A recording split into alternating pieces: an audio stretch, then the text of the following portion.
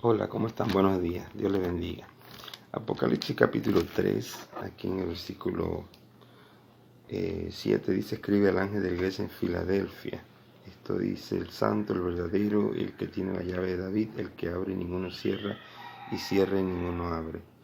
Yo conozco tus obras, he aquí he puesto delante de ti una puerta abierta, la cual nadie puede cerrar, porque aunque tienes poca fuerza, has guardado mi palabra y no has negado mi nombre. La iglesia en Filadelfia. Esta iglesia fue fundada en el año 189 a.C. por un tal Eumenes II. Y él le dio el nombre a ese lugar por causa de su hermano, porque su hermano había sido leal a él, su nombre Átalo II.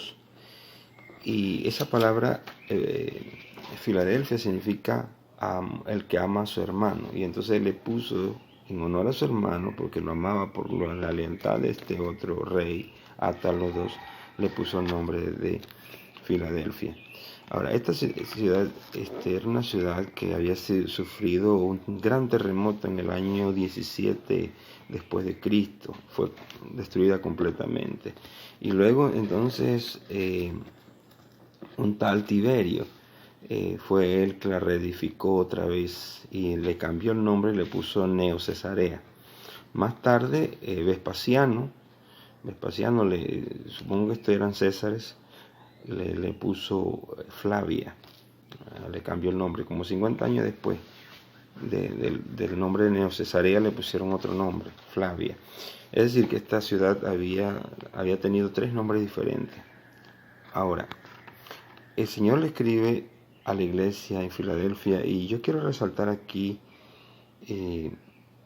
especialmente una cosa, pero vamos a empezar aquí donde el Señor le dice a la iglesia: he puesto delante de ti una puerta abierta. Cuando nosotros escuchamos esa frase, puerta abierta, de una vez pensamos en una oportunidad, porque eso es lo que pensamos, una oportunidad.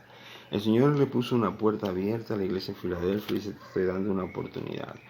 Recuerden que le dije que la ciudad de Filadelfia había sufrido terremotos. Bueno, a causa de esto, ¿saben lo difícil que es reedificar una ciudad? Bueno, la iglesia de Filadelfia se consideraba una iglesia que no era muy grande, no era una iglesia muy fuerte, era una iglesia débil, era una iglesia con pocos miembros. Y el Señor le dice a ellos: ¿saben qué? Ustedes tienen una oportunidad para crecer. Tienen una oportunidad. Puerta abierta significa oportunidad para que otras personas conozcan el Evangelio. Otra oportunidad para que gente venga a los pies del Señor. Tenían una oportunidad, tenían una puerta abierta. El apóstol Pablo habló muchas veces de que se le había abierto puertas. Cuando él iba a predicar el Evangelio, dice: se me abrió la puerta, grande y eficaz. Y eso significaba muchas almas salvas. Nosotros tenemos en este tiempo muchas oportunidades. Usted dice: pero ¿cómo, hermano Johnny? Si ahorita mismo no se puede ni salir a la calle. Por supuesto que sí hay oportunidades. Yo veo como a veces hay gente, cristianos, usando los medios de Facebook, WhatsApp, Instagram, todo eso lo usan es para tonterías, para nada más ver chismes y chistes y todo eso, pero menos para hablarle a otra persona de Cristo. Hay gente que hasta una persona una vez me estaba criticando por esto que yo hago. Dice que si no tenía otra cosa que hacer. Pero claro, yo no me voy a molestar por eso, pero ¿sabes qué? A mí me encanta hacer esto. Yo no gano nada con esto. Para mí mi satisfacción es que personas sean salvas.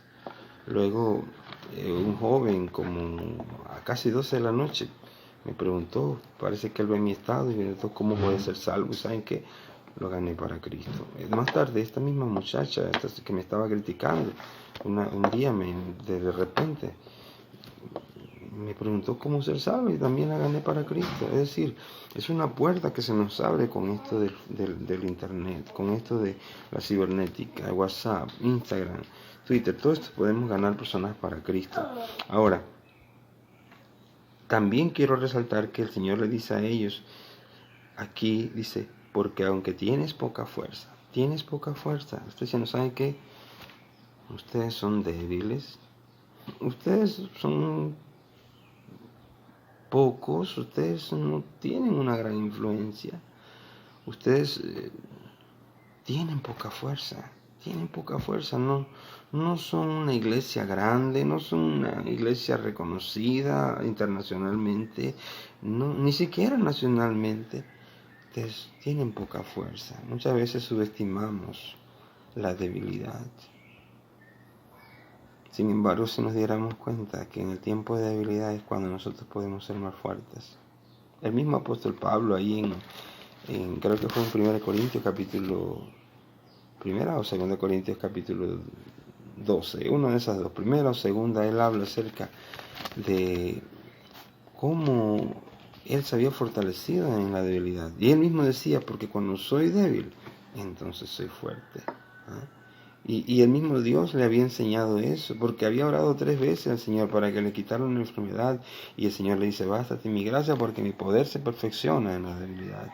Es cuando nosotros somos débiles cuando el Señor nos puede fortalecer. Y el Señor le dice a ellos, ¿saben qué? Ustedes son débiles, tienen poca fuerza, pero yo me puedo exaltar, yo puedo ser glorificado en esa debilidad que ustedes tienen. Y entonces luego le dice, y es lo que más quiero hacer énfasis, porque le dice, aunque tienes poca fuerza, has guardado mi palabra y no has negado mi nombre.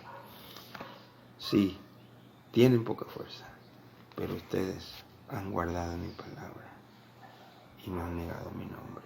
Han guardado mi palabra. Hoy en día hay muy pocas iglesias que guardan la palabra de Dios. Hay muy pocas iglesias que obedecen la palabra de Dios. Hay gente que hoy en día están siguiendo eso, una creencia humana. Usted tiene que examinar si lo que usted cree está de acuerdo a la palabra de Dios o son palabras de hombres. Hoy en día hay iglesias que son tradiciones, preceptos humanos, cosas que la Biblia no dice. ¿Ve? Y yo le pudiera decir aquí un poco de doctrinas locas que hay ahorita mismo en iglesias, pero no, eso no es lo que quiero hacer. Lo que yo quiero decirle es que nosotros los cristianos tenemos que guardar la palabra, tenemos que obedecer la palabra tal y como es. Me encanta que el Señor le dice a ellos, ¿sabe qué? Tienes poca fuerza. El Señor nos señala nuestras faltas, pero también nos resalta nuestras virtudes y nos dice, pero has guardado la palabra, tienes convicciones, tienes principios, estás haciendo las cosas como yo te estoy diciendo que las hagas. Es importante que nosotros entendamos que no importa lo que diga el hombre, no es lo que dice un pastor, no es lo que dice un líder religioso, es lo que dice la palabra de Dios. ¿Le ofende la palabra de Dios? Tiene problema con Dios, no conmigo.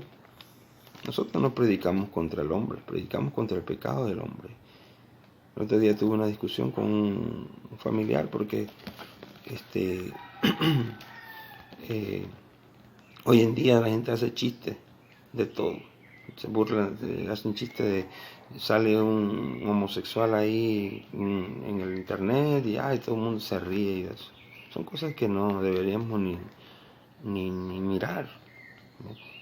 El internet, todo eso está lleno de desnudez, de homosexualidad, de engaño, y la gente lo que hace es celebrar esas cosas. ¿Ve? Cuando nosotros deberíamos lamentarlo y deberíamos saber que eso está mal, señalar lo que está mal, y si sabes que yo no voy a ser partícipe de eso. Pero el Señor le dice, sabes que has guardado mi palabra, tienes principios, tienes convicciones, y dice, y no has negado mi nombre. Hoy en día hay muchas iglesias que ya no quieren llamarse iglesias, se llaman centro familiar, se llaman confraternidad, se llaman hasta asociación, he visto por ahí algunas iglesias, pero menos decir iglesia.